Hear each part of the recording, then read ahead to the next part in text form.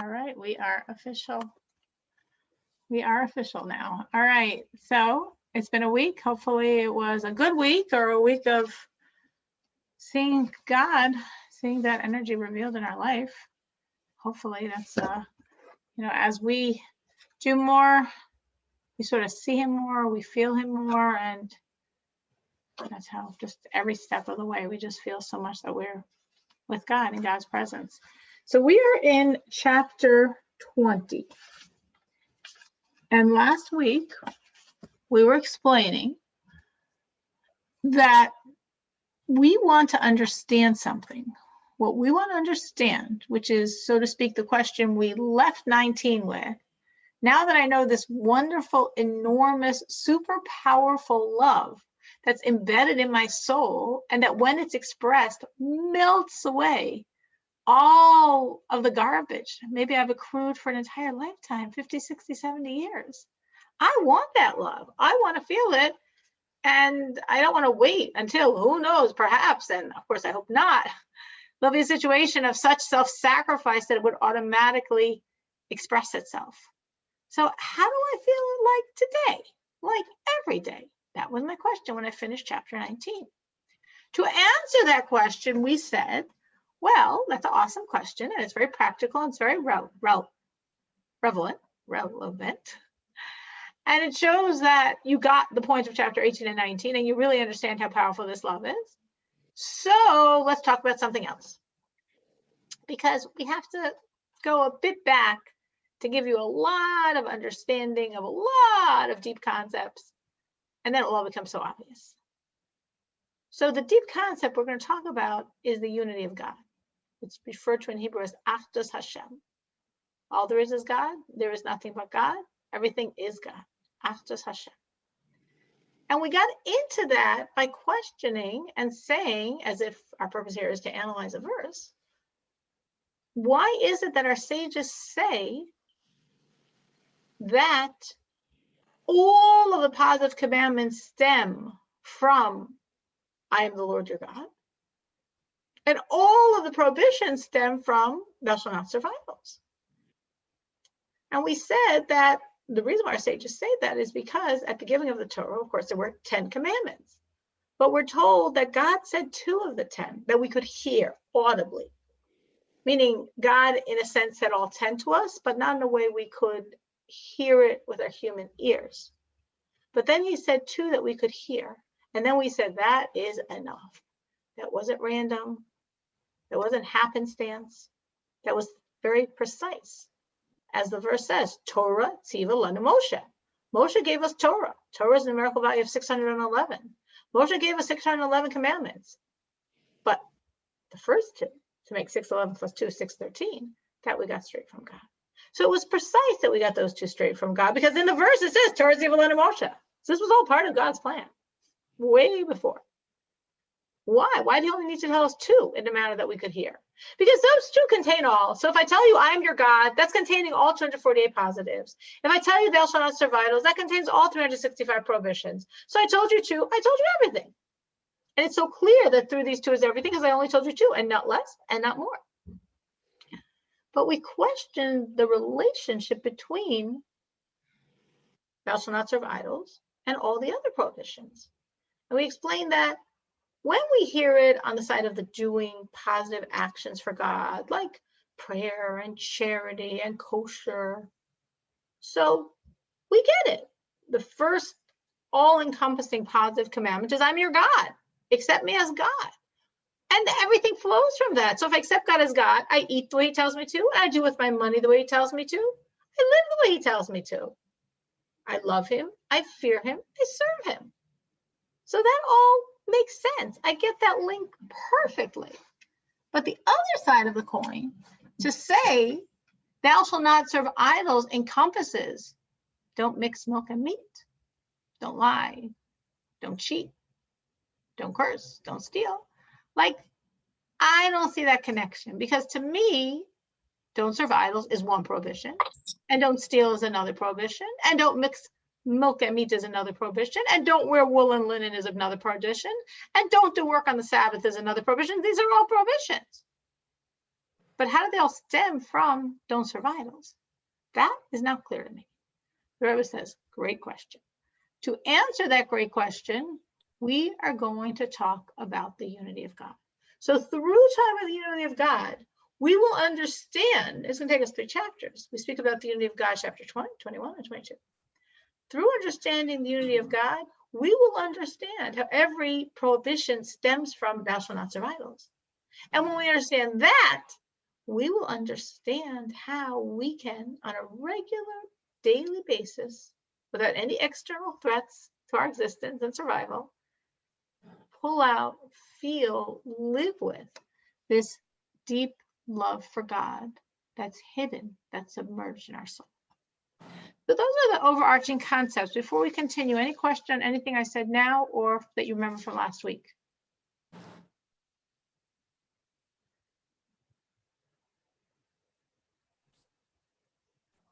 Remember the questions that I had. You remember? Somebody remembers questions they had?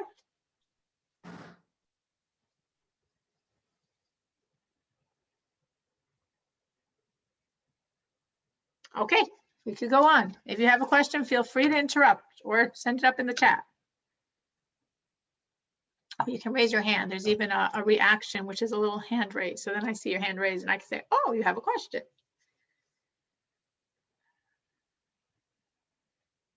So the Rebbe was saying here that there is no, so understand again that if you can view it innermost or outermost core point, the unity of God, the Rebbe says, how can we say it's only God? Because God says so. Because God says in the verse in Alachai, Ani Havaya Lo Shinisi, God didn't change. So saying he didn't change when prior to creation, there was only him. And now post-creation, there's him plus a lot of other stuff, but there's absolutely no change, means all that other stuff somehow is just part of him. So the Rebbe is going to give us 2 levels of understanding that. One in this chapter, chapter 20, and then another one in chapter 21.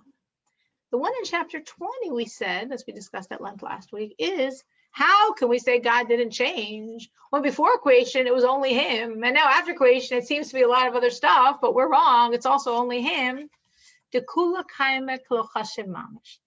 That all of existence is literally nothing.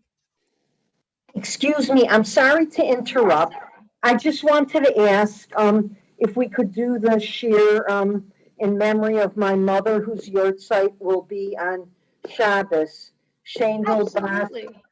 Tzvi Hersha Kohen. Absolutely. And you reminded me that I wanted to dedicate this class to my sister and I forgot. So thank you. It was her birthday today. Margla Reika Bas Leafe, just have a wonderful year full of simcha, full of joy, as she merited to be blessed by the Rebbe when she went by the Rebbe on her birthday. And your mother's neshama should have a tremendous aliyah, as surely it does from everything you do, and your children do, and your grandchildren do. So she's got aliyahs all day long. Yeah, maybe for like 3 minutes, I'll tell something about her. Good. At the end. Thank you. We'd appreciate Okay, that. thank you. Thank you for reminding me of that. Sorry for interrupting, Not but at all. I just couldn't wait any longer. Not at all. Not at all. And again, anyone that has a question could do exactly that. They could just start talking. Or they can put they can press that little reaction button on the bottom of their screen and you'll see like a hand that you could press. And then we have a little cute icon of a hand, which is a question. Or you just unmute yourself and start talking. Or you write it as a chat to the group. Or you could scroll down and hit my name and write as a chat to me. So lots and lots of ways to ask questions.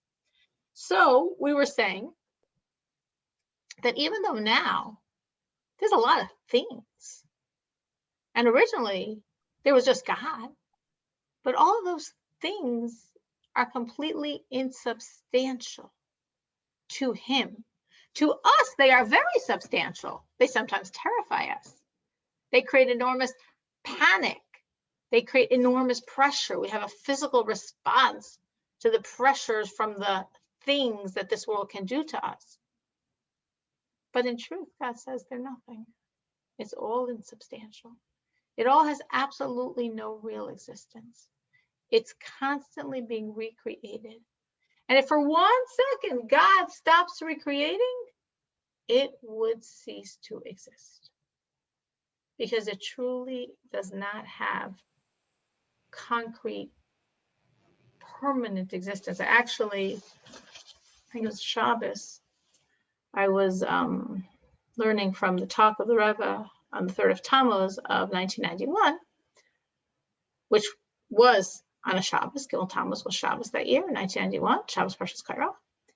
And there's a point in the talk that really, I mean, I've read this talk many, many times, but for some reason, sometimes something hits home and that's just when you're ready to hear it.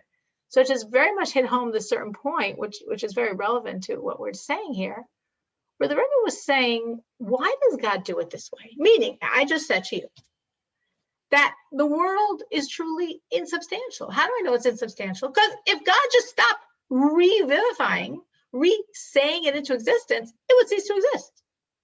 God doesn't need to destroy the world. He just has to stop recreating it.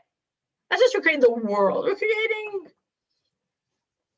the sock, recreating anything. It just would cease to exist because it has no real substance. And that's how the world didn't change God at all, because it's nothing. It's just something he's vivifying, like keeping up that artificial existence. So this is a basic foundational truth of Hasidic thought. The Rebbe, the Lubavitcher Rebbe, in 1991 questions this and says, and we know it's true. This goes all the way back to the Baal Shem Tov when he explains this idea, who's the founder of the Hasidic movement. But why? We know God did it this way, but why did he do it this way? And obviously there's many reasons to that question because it's a very big existential question. The Rebbe explains in this talk, the answer the Rebbe gives is,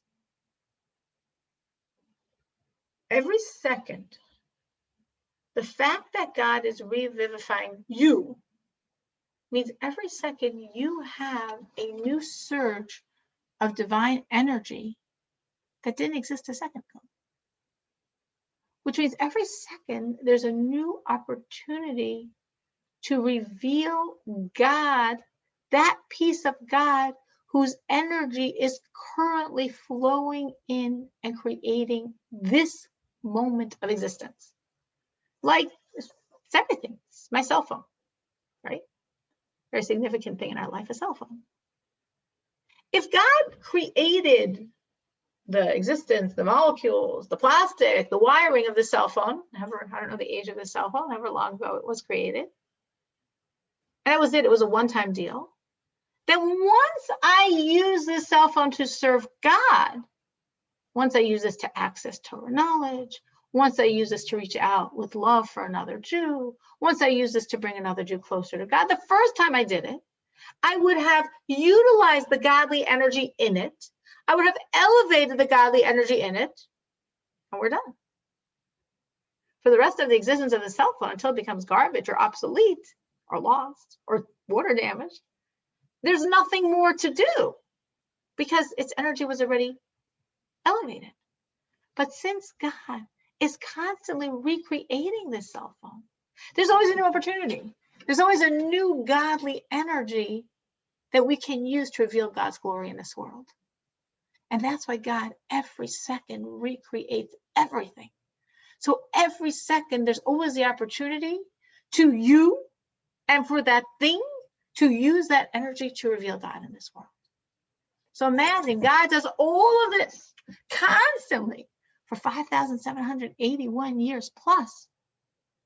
So always there's the opportunity, no matter what we're using, and no matter how many times I use my cell phone for God, there's always a new opportunity to reveal God through the cell phone and everything else in the world. So I was really very deeply thought about that idea. I don't know why. It just really, really, really hit me very deeply on Shabbos, that concept of everything God's doing. So there's every moment, it's real. There's always an opportunity because there's fresh energy coursing through our veins and coursing through the molecules and coursing through the world's existence. And that happens literally every second, which is again why the world didn't change God, because it's him and it's in a sense insubstantial him. so insubstantial that every second has to redo it again. Any questions on any of this? Please feel free to ask. I know these are very deep topics.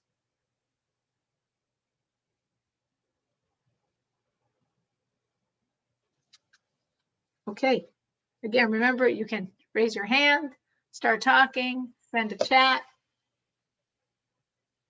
Okay, I am Efes Mamish. I am, if you're looking inside the Tanya, I'm page 26, Chafvav, and I'm on 2, 4, 5 lines from the top. Okay, I am Efes Mamish. The world in all of its existence, not just Chicago, not just Illinois, not just America, not just planet Earth, the entire Milky Way galaxy and all of the spiritual worlds are literally like nothing. He is Havas Kol Ha'olamos, because the existence of all the worlds, this lower world and all of the higher worlds, because this is the lowest version of world there is. This is physical. But there are myriads of spiritual realities, not with people, but with spiritual energies. And all of those spiritual worlds, and of course, this physical world, is like nothing. May I am Liesh. It's just existing from nothingness. God keeps, like we said last week, the idea of pumping that ball so it flies. The balls don't fly, and there's gravity in this world. But I keep hitting it so it's going to keep flying. So I keep recreating. So this insubstantial nothingness called creation exists. כי יזהבס כל העולם הסייני וסחטיינים מאין ליש וחיוסם וקיומם המקיימם שלא יחזור להיות אין ואפס כשהיה אינו עוד דבר הוויה ורוח פיו יספרך המלובש בהם. Because the existence of all of these things that seems so substantial is all coming from the word of God. That's all it is God's words. Is the spirit of the breath of the mouth of God that's engarbed in them. There was someone that once came and spoke in Chicago. He had one of those, like, I think they called them near-death experiences, where he like sort of clinically died, but survived the experience. And he afterwards related, he remembered, I probably didn't remember everything, but what he remembered, he related. And he was completely irreligious at the time, meaning he wasn't speaking because he knew some stuff, so that sort of filtered how he looked at what he was seeing when he was like sort of not here, but still here enough to come back. So without any Kabbalistic knowledge, as he's describing his soul leaving his body and leaving that like sort of rag of a body and ascending higher and higher, he's describing his ascension. And he said, and I heard him personally say this because he spoke in Chicago, and exactly how he said it. He said all around him, everything was words, was letters, was like shining, like glistening letters of the Hebrew alphabet. Because that's exactly what it is. Everything in this world, the substance of everything, as the Rebbe just said, is the word of God. As we are saying, God created through speech. We'll discuss next chapter more why he chose to create through speech. We'll discuss speech at length. But for now, we're just going to leave it that God created through speech, through 10 statements. As we said in the first chapter of Bereshis of Genesis, there's the first verse, and 9 times God said, let there be. And those are the 10 utterances. And those are all words. And the configuration of the letters of those words form all that is. Not just all that is on planet Earth, not just all that is in our physical reality, all that is on any level of creation. So for example, when God said, let there be light, that's the Hebrew phrase, Yehi Ar. Yehi Ar has 6 letters in it. Let there be light. From those 6 letters, and of course all the other 9 statements, they reconfigured and changed, and permutations based on numerical values. But these letters are the energy of all that is. So the Rebbe is saying, you're looking at your physical world, at all the spiritual worlds you've learned about, and you're like, oh my gosh, how could creation not change God? Or to put it more in what we're talking about, obviously God is not the only thing there is. There's lots of other stuff, right? There's my cell phone. There's my Jewish book. There's lots of things of our physical world, godly or otherwise. And there's lots and lots of spiritual worlds. So there's lots of things here besides God. So of course, God is not the only thing there is. And of course, God changed because he used to be the only thing there was. And the Lord says, no, God's the only thing there is. And therefore, God didn't change. But what about all this stuff I see? It's all his speech. Yeah. It says one with him as speech.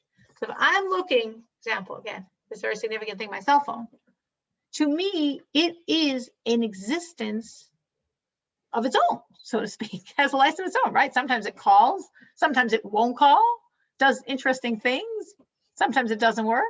It has a mind of its own, right? So this exists. So there's God plus at least a cell phone. The Lord says, no. Because what is this cell phone? This cell phone is an existence from letters of the words of the 10 utterances by which God creates all. Now I look and I see black and I see, I don't know what cell phones are made from, the hardware, the drive, I don't know. That's what I see. I don't have the eyes to see the letters that are really the substance of this, but they're there. They're absolutely there. And that's all this is a certain formation of energy of those letters. And so is true for all of this world and for all, again, not just of this planet Earth, of all the planets, of the Milky Way, of all the galaxies, and of all the spiritual worlds beyond our physical world. They're all combinations of energies of these letters of the speech of God that he keeps saying. So therefore, when I say that there used to be only God and now there's also only God, because this is also, it's just his words. It's not something of existence. It's not something separate. It's not something independent. It's not even something of substance. God stops talking and it doesn't exist. This is just from the breath of God. So all there was God, and all there is God. And anything that seems like something else, it's just energy of his speech. That's all it is. So before there was God, and now there looks like a lot of other stuff, but it's still God, because this has no substance but his speech. And that's what we can say, God didn't change. As the verse says, God did not change, and there is nothing but God, which of course is a point we are trying to understand, that there is nothing but God. Any questions on any of this? Again, you can say a question, you can write a question, you can raise your virtual hand to question. Any questions?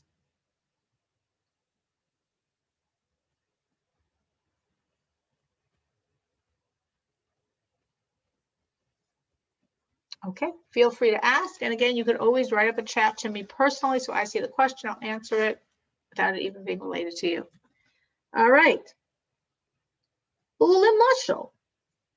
So this is a little difficult for us to understand. It's a little contra-instinctive. It doesn't really jive with our brain. I've said it many, many times tonight, and I said it last week, and I introduced it the week before, and it probably wasn't the first time I've explained to you these concepts. So it sinks into our brain cells, but it's still a little difficult. So from now until the end of the chapter, this is not a long chapter, but from now until the end of the chapter, the Rebbe is going to give us a parable for us to wrap our brains around this idea a bit more. And the parable is from speech, as of course we're talking here about God's speech. So we want to understand speech. And what we want to understand about speech is how, I'm telling you exactly the point, how little does speech truly impact? Maybe a better word here would be diminish you. Now, this is one of the many times a teachable moment with a blackboard that I do not have. So we'll try to hold in our heads, and I'll try to say it really clearly, and we'll try to envision the virtual non-existent blackboard. Ulamashal. So, to illustrate this concept, just like in the soul of man, when he speaks one thing, when he says a word, that this word that he said, I mean, we talk all day long, right? And maybe when you were young, your mother used to say, or your grandmother used to say, you're going to use up your words. But we never use up our words. So this one word we're saying, kilo mamash, it's like nothing. I mean, we talk all day long. Afilu ligabe klolos nafshah medaberes. Even if I'm just contrasting this word, not to me in my essence and being, but to the broad power of speech. What is the impact of one word on my faculty of speech? When I said that word, did I just lessen my speech? Am I like, one less, I better watch out for the next, 5 million I say? I didn't affect it at all. I didn't augment it. I didn't diminish it. I did nothing. Because there's no impact of one word on my entire power of speech. Now, my power of speech is not me. It's a power. It's only it's the third of my 3 soul powers, meaning again, our overarching concept here is, does speech, or how much does speech, or how little does speech affect you, the speaker? Now again, remember, why am I doing this? Because I want to make it tangible to my brain that if all of creation is God's speech, if my speech, I'm already giving you the bottom line because I want you to understand where we're going with this. Otherwise, it'll be like, well, what are we talking about this for? So I'm giving you the bottom line, and then we'll go the steps to get to that bottom line. If my speech, and I'm a finite human being, doesn't change me, doesn't diminish me, if finite me is not diminished by my speech, how much more so is God, who's absolutely infinite, not diminished by his? Well, why do I think he'd be diminished by his speech? Because creation is his speech. Because this is speech of God. And this is speech of God. Now you get to see what's on this table. This is speech of God. And of course, this is speech of God. So if my speech doesn't lessen me, surely God's speech doesn't lessen him. Which means surely the speech that's this is in no way adding, diminishing, or changing him. Just as my speech doesn't add, diminish, or change me. So to, again, illustrate this point, we're going to show how my speech doesn't change me. So what is my speech coming from? So the Rebbe says, your speech isn't coming from the essence depth of self. And we're talking here about godly speech. So it's coming from a godly garment, from the second of the 3 garments of my soul. I have 3 garments of soul. A garment meaning a way my soul can express itself outward. The only reason for my soul's existence in this world is to impact outward. But it sort of is stuck. How does a soul impact in a physical reality? So God gave it 3 roads. Through affecting my thoughts, through affecting my speech, through affecting my actions. Those are the 3 tools a soul has to outwardly impact and change this physical reality. So if I'm speaking, it's not even coming from the innermost depth of self. It's coming from a garment, my power of speech, which isn't even my most intimate garment. It's the second of my 3 garments, closer to me than action, but still not as close as thought. So it's not from my most innermost depths of self. So I have this one word, which comes from my power of speech, which is only the second of my 3 garments. How much does that one word affect the power of speech, let alone me, the speaker? As we know, sorry, looking inside,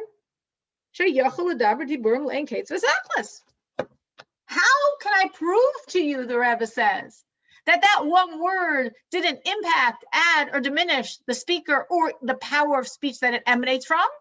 Because you can speak limitlessly. So again, apologies to all the mommies and bubbies, grandmas out there that told you that if you talk too much, you're going to run out of your words? It's just something Bubby's saying. It's not true. Because the Alter Rebbe writes here clearly in Tanya, you have a limitless ability to speak. You can breathe easier. You have a limitless ability to speak. So therefore, that one word didn't take away from your speech at all. It didn't impact it at all. It's just one word. Now, if that's true for the speech, how much more so? So if that one word didn't impact its source, the power of speech, how do I know it didn't impact it? Because I can speak limitlessly. How much more so did that one word not impact what's even a deeper origin point than the power of speech, which is a power of thought? Why am I making a connection between the power of speech and the power of thought? Because all speech comes from thought. Meaning, even though we might not realize this, but everything we say, we do think about before. You know, even if they call it like a Freudian slip, you didn't mean to say that, but somewhere deep in your subconscious, you did. There's no such thing as speaking without thinking. Now, sometimes we can go on automatic pilot. What I mean going on automatic pilot is if you had the same mindless, inane conversation many, many, many times, you can say it while you're consciously thinking about something else. Oh my gosh, I love your dress. Where did you get it? It looks so wonderful on you. You must have lost some weight. What a great prize. You could say all that, and in your mind, you're thinking something else, like totally unrelated. Because you've thought those words many times already. Since you've thought those words into existence so many times, they're embedded on some level in your brain. And that's why you can speak without consciously thinking, because you've consciously thought them enough times. But there's no such thing, the Rebbe says, as a word that is not coming from a thought. So that's why we're now comparing it to thought, because thought is the antecedent of speech. So again, we have our word. Does our word impact the source of words, the power of speech? No. What's one word to this power of speech? Nothing. You can speak infinitely. Does it impact then the source of that, the power of thought? The power of thought. The power of thought is even more removed. Of course, if it didn't impact the power of speech, it's not going to impact the power of thought. But again, there's a causal link. The word comes from the power of speech, which comes from the power of thought, because you could only say something you've thought. And we think in words. Words is also a form of speech. They're more refined words, but we also think in language. That's why if you would want to develop someone's thoughts, you would want to enrich their vocabulary.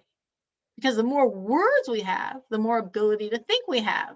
They say Eskimos have, I don't know, crazy number of words for snow. That's something very real and lots of, hues of it if you lived where they do.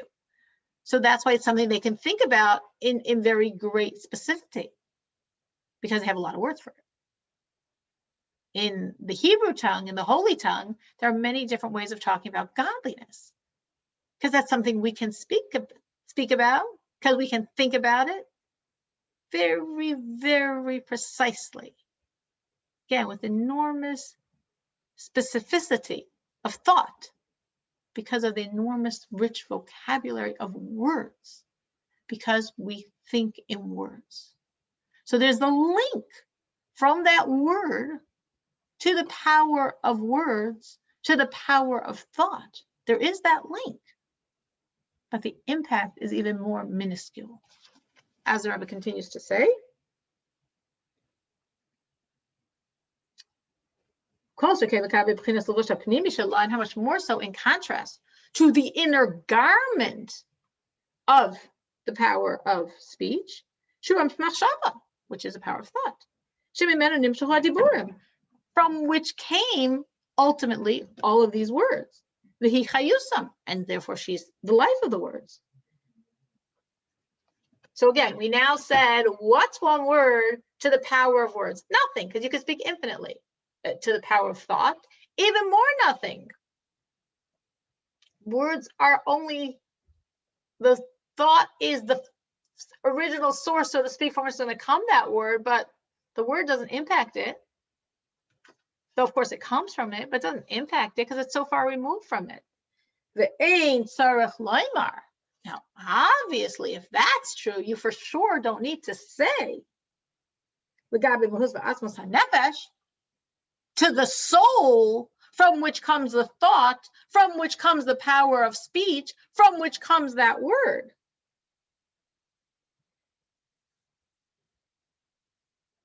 I don't even really mean the essence of the soul. I'm not even talking as far as that. What I'm saying is the 10 garments of soul.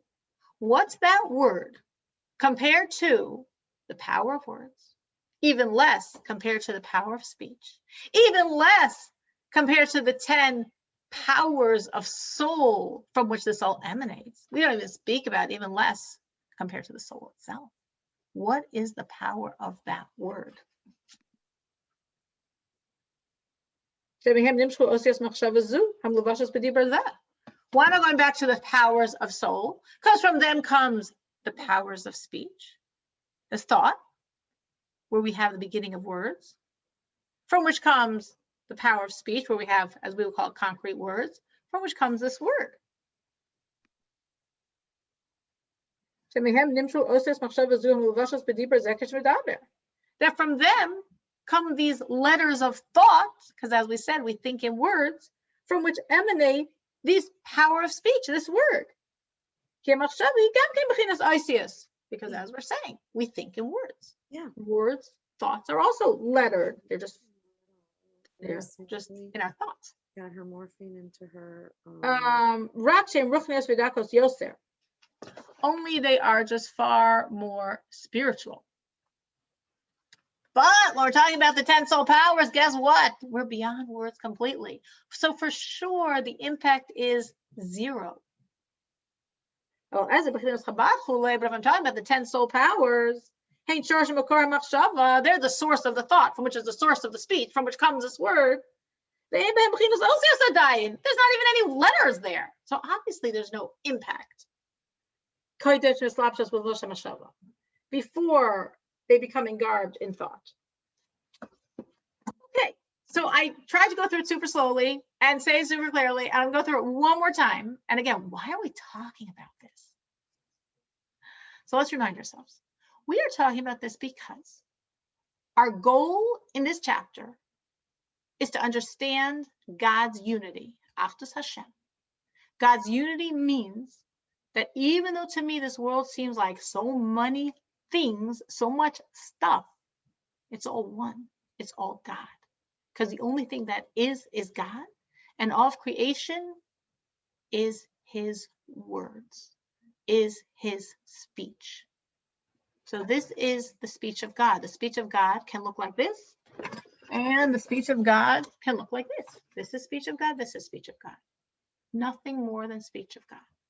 And since it's only his words, and that's the only substance it has, even though to me this is substantial, it has form, I could measure it, I could describe it, it has letters, it has color. It's words of God. So to understand how insubstantial that is, we're taking a lot of time to say, well, look at yourself. How substantial is your speech in terms of changing or impacting you? And remember, you're finite. So how in the world could God's speech change him? He is infinite. So it doesn't. So therefore, even though this has an existence, but it's not a real existence of a substance that truly added to or diminished from God himself. Meaning this has no impact on the unity of God.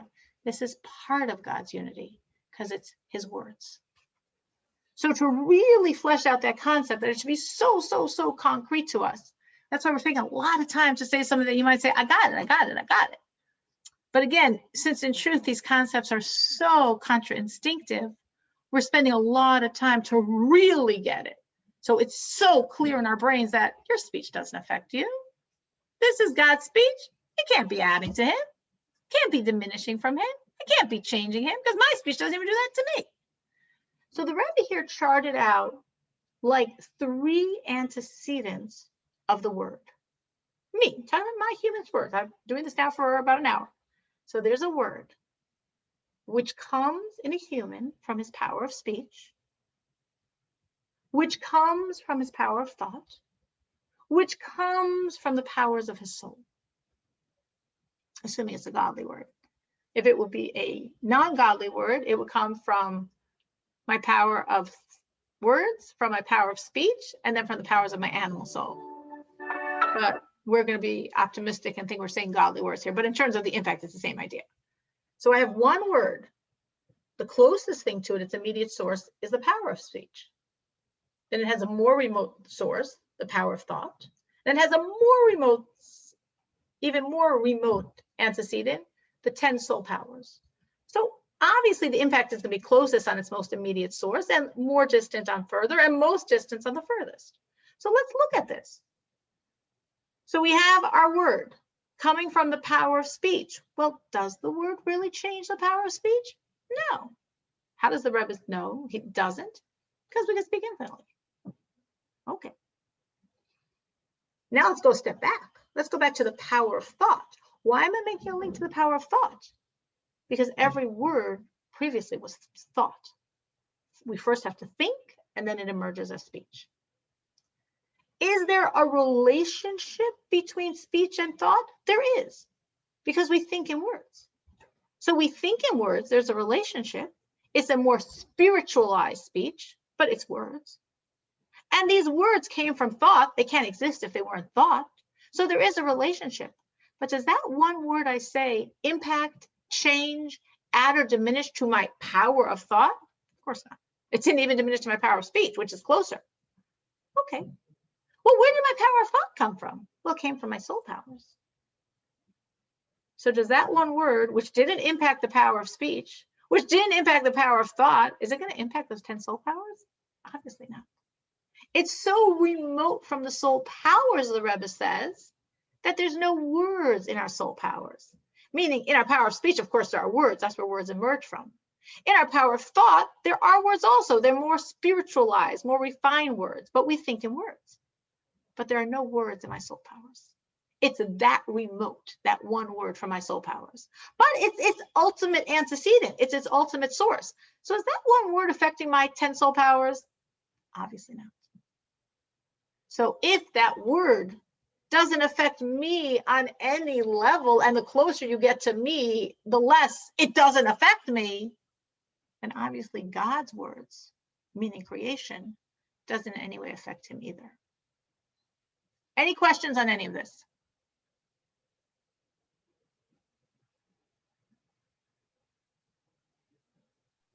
Can I ask you like sort of the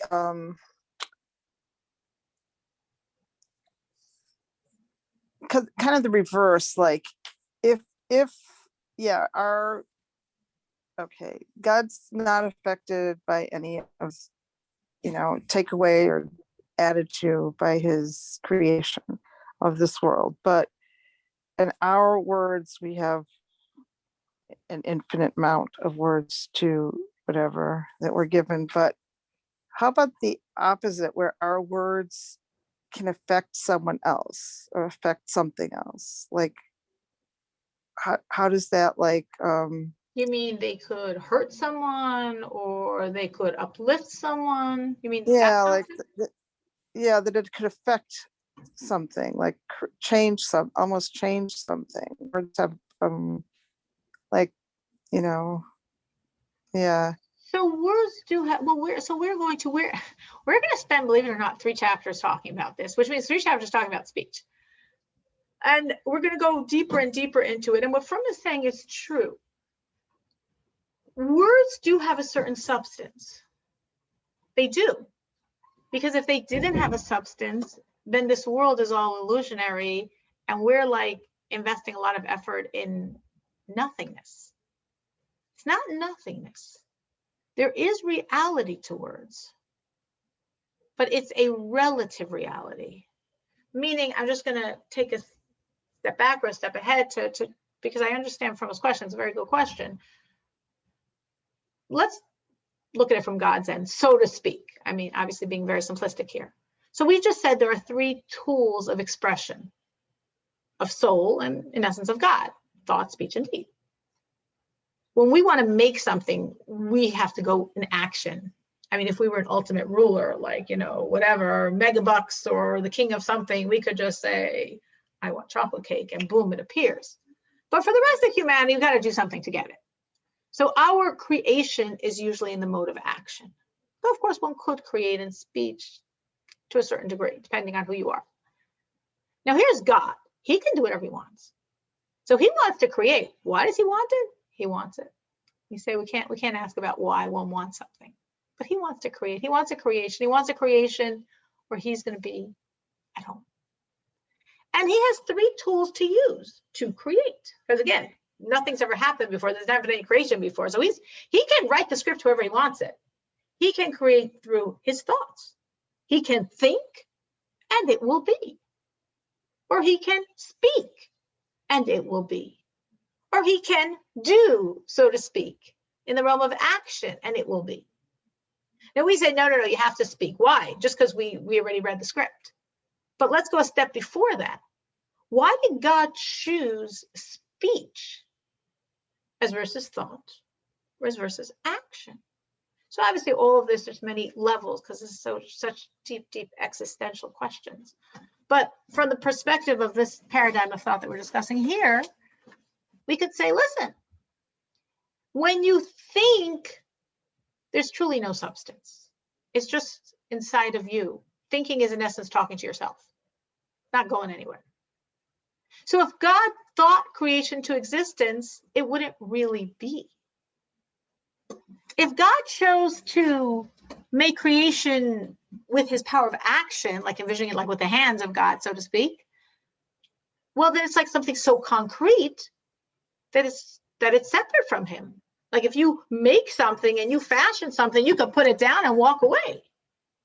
It's not a part of you. It's something you made. So God chose speech as the medium of creation. It's like a little bit of both. On one hand, it has no substance outside of him. It's his words. It's his thoughts articulated. But on the other hand, speech means articulated to another.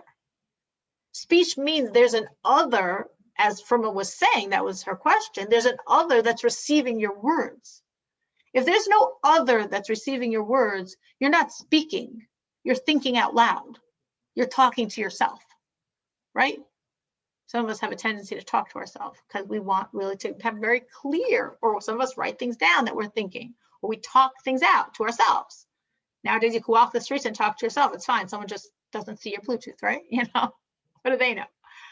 But when we talk to ourselves, we're thinking out loud. It's self, it's thought.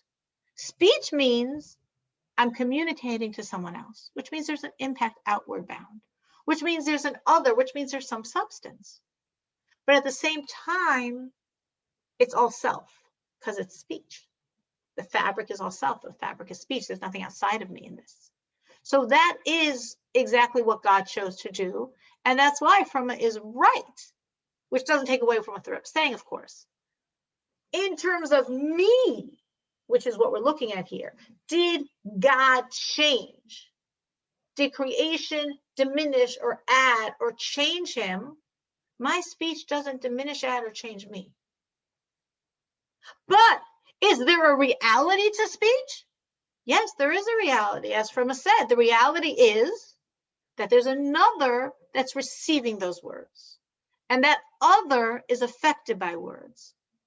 And in God's speech, the other is creation. So God's speaking to the other, to creation, that's the recipient and the fabric at the same time of those words. But did this then change him? No, my speech doesn't change me. But is there a substance? Yes, there is a substance. This isn't a illusion. There's a reality to this, but the reality is only as much as speech. So I don't know if that completely answered you, Firma, but it was a great question. Anyone else? Any other questions on any of this?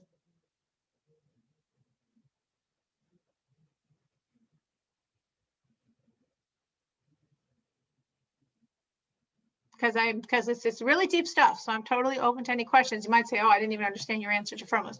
Because maybe it wasn't so clear. No, Fromos said it was great. Anyone else? Any other questions on any of this? Okay, so now the Rebbe is going to say, let's go a little more extensively, which means I'm going to take exactly what I just said. I want to show how speech does not change the speaker. So God is not changed by his speech. His speech happens to be us. His speech happens to be creation. Speech doesn't change the speaker. Obviously, then God's speech doesn't change God. And God's speech is creation. So creation doesn't change God. That's like the three levels we're looking at here. Speech doesn't change the speaker. Therefore, God's speech obviously doesn't change God.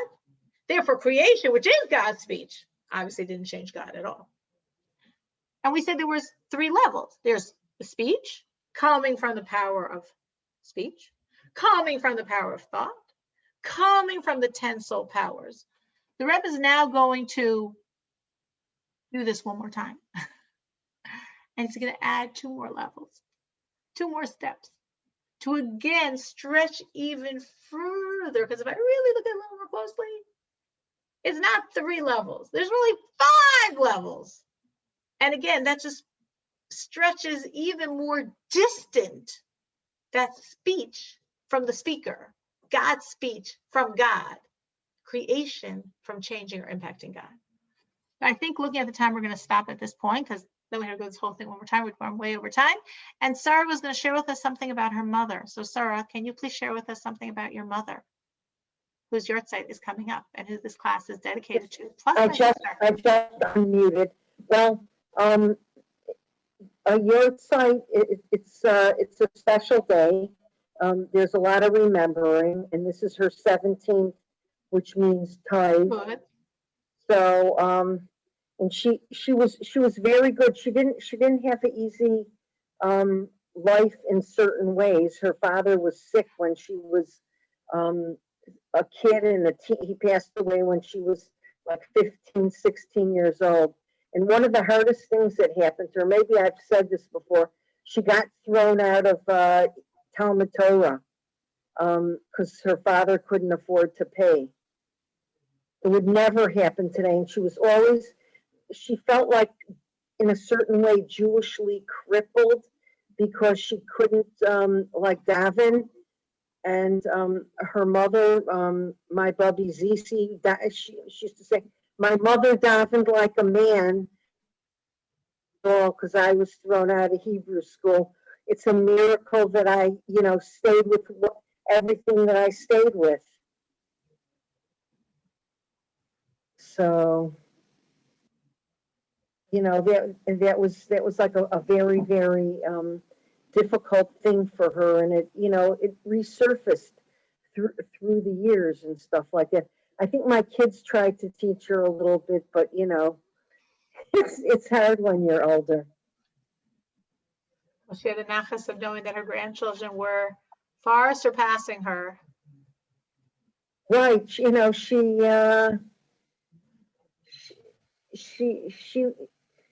loved her family so much that she tried so hard to stretch for so many different things, for just to make things be comfortable for everybody with Yiddishkeit. And I mean, the most famous thing is that she came to Crown Heights, and I had her run around to Borough Park in Flatbush. We're talking, it's going to be our 40th anniversary coming up, and to try to find a gray shaitel. She only wanted like a gray shaitel because that was her hair color to wear to our chasana. So That's so special that she so much wanted to make you feel comfortable in your environment, that she was willing to do something that's so hard for a woman and put on a wig. That is so special. That's such a testimony to her and to her love for you.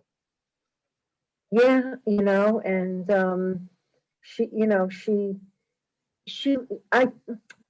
like everyone in the family was always traditional and kosher and knew it was Shabbos and everything. But as, as like my parents and my aunt also, who I was close with, it was like going back to their growing up years. And with my mother was, she really taught us Hachmas Zorchem. And my sister, she should live and be well, also has a lot of guests. We saw it from when we were little kids, around the especially the Yom Tovim, and we were allowed in the living room and dining room. Rosh Hashanah, Yom Kippur, didn't do that much for Sukkot, but Thanksgiving and Pesach and Shavuos.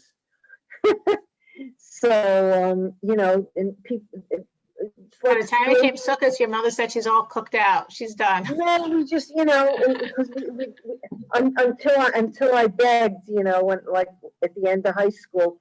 So my father's friend came and built the sukkah from whatever he found in the garage, sleds.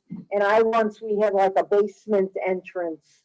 And I once put it absolutely wasn't kosher, but and you could just walk like two people in there. It was like a drain. So when it rained, the water would go, Okay. We had stairs and stuff. But we put up some stuff and, whatever. You tried. Yeah. But,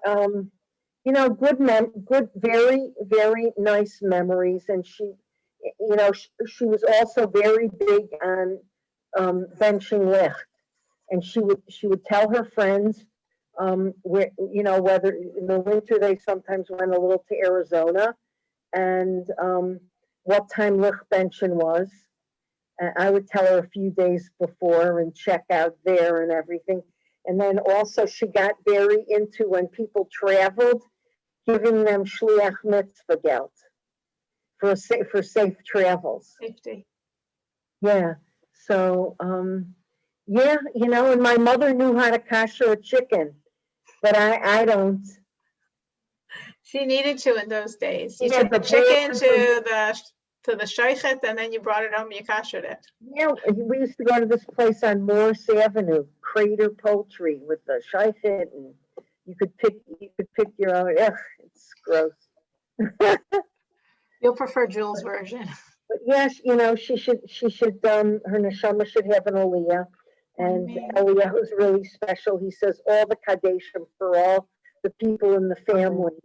He's like the kaddish man.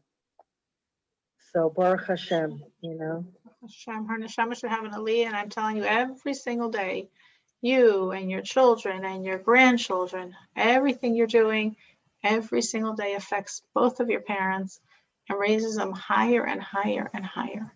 And on a yahrzeit, of course, is the big leap that every single day they are being elevated by all that their progeny, that you and your descendants are doing. And that's a great gift we give our parents, so to speak, for free. We don't have to be thinking about them. But what we're doing affects them because we come from them. And that happens every single day. So thank you so much for sharing that, Sarah. Does anyone have something they would? Oh, for sure. I'm so happy we had this class. We're able to dedicate it to her. Does anyone have something they would like to add? Any miracle that happened to them this week or something they would like to thank God for?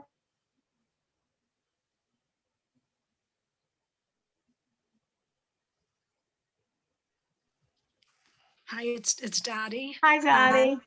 Hi. How are I you? want to thank you, Baruch Hashem. So nice to see you. Thank you. And all your flock together. So I want to thank God for the opportunity to do something I always wanted to do since I was a kid, and I'm now able to do it. And that is, I'm going to be teaching a drama and theater class at the Chicago Mitzvah Campaign building. Oh, wow. That's beautiful. And as you recall, I did You did it in the high school. Yes. And that is such a joy to me that I'm finally able to express his creativity in a good way. And things are just falling into place. All these books and this information and the tools I need are just falling from heaven. So I think Hashem wants me to do it And I'm having such a nachas because it's something deep in my heart I always want to do. I put on hold for many years. So I thank God for this opportunity to finally express myself in a creative and productive and happy way. I'm very grateful because it's at my age to do something like this is a tremendous joy. So I want to thank God that He's given me this gift that I can teach this wonderful subject. It's so special because I think it could also give hope to other people. Like I didn't go into entirely the concept, but what I was referencing before from the Rebbe is really that idea when I was saying about why creation happens every second, because every second you need to, you have some new energy to utilize. So that's part of the idea that everything God created is to glorify Him. So here, if a person has a talent, has an ability, and they're not using it, it's like it's such a deep pain, because it's like, what is this, a waste? God gave me this gift and it's just dormant, it's wasting away. So it's such a deep self-satisfaction to utilize a gift that you have. And I think it's wonderful to know that, guess what, guys, if it didn't happen yet, hold on, God does His things, it will happen. It's really Right. But Dottie's been using that gift for many years. It's Yes, not that just, is true. That is true. But obviously she feels she's not done. She wants to do more. But you're absolutely right, Froma. And I'll this, I have drink to to tell you, that too. the Chicago Misfit Campaign building is absolutely splendiferous. It is such a gorgeous building. I was blown away when I went in. The architecture and the feeling in it is so beautiful for an older person. It's a gem. It's a gem. If you ever get a chance to take a look, you'll be so surprised how beautiful Rabbi Wolf's doing for the community, for the seniors. It's just outstanding. You're right. Baruch Hashem. Baruch Hashem. Baruch it looks great on the outside too. Right. We see from the outside, it looks really good. And I know he always wants people to come in and just see from the inside as well. So yes, but yeah, from the outside, it was awesome. Breathtaking. It's so good. It's like I almost fell over how gorgeous it is, really. Baruch Hashem, Baruch Hashem, Baruch Hashem. Thank you so much. Anyone else have something they'd like to share? They'd like to thank God for? Okay, so let's do it was interesting that Sarah said that this week is going to be her mother's 17th yard site, because Lubavitcher Rebbe, in the talk of this week in 1991, he focuses on the numbers. So it's this week's Torah portion. He focuses on the numbers 7 and 10, and he was speaking on Shabbos, which is the 7th day of the week, always, and it happened to be that Shabbos was the 10th of Tammuz. So he explains at length the idea of 7 and the idea of 10, how 7 is the ultimate in nature, how 10 is the ultimate beyond nature, and the juxtaposition and synergy of the two. And then he says that, of course, in 7 plus 10 is 17. And 17 is a numerical value, as Sarah said, of good. So my daughter, Mustia, when she was born, I was debating, because I had two grandmothers who I never had an opportunity to name after. And I didn't know which one to do. And one of the reasons I chose the name I chose was because she was born on the 17th of Iyar, right before Lag Bomer. And 17 is the numerical value of good. And one of my grandmother's names was Gittel. Gittel means good. So therefore, we named her Mustia Gittel. So 17 is good, and that's something the Rebbe brings out in the talk of this week, which directly relates this year to Sarah and her mother, and this being the 17th yard site. And let me see.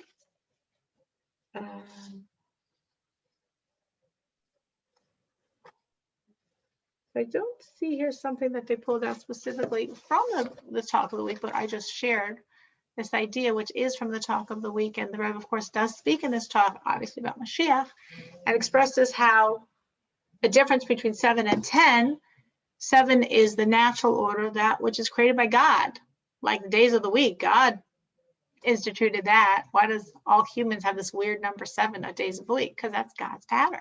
That's God's pattern of creation. That's days of the weeks.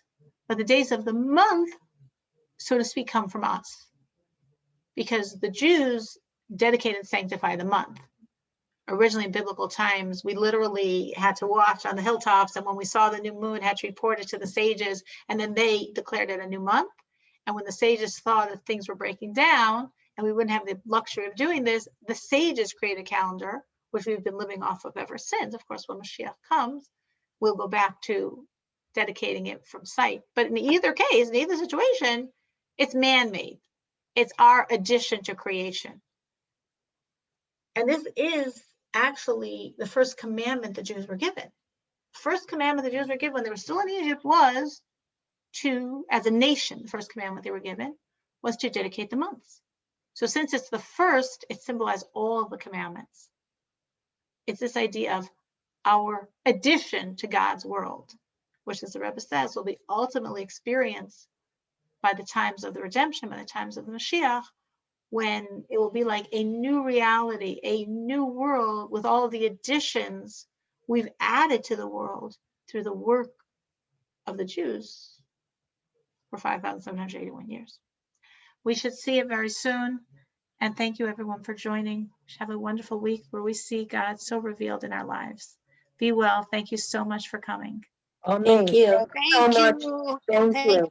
And Thank you Have so a great much. week, everyone, and a good Thank Shabbos. you. And Amen, the amen. meaningful Thank yard you. site for you, Sarah. Thank you.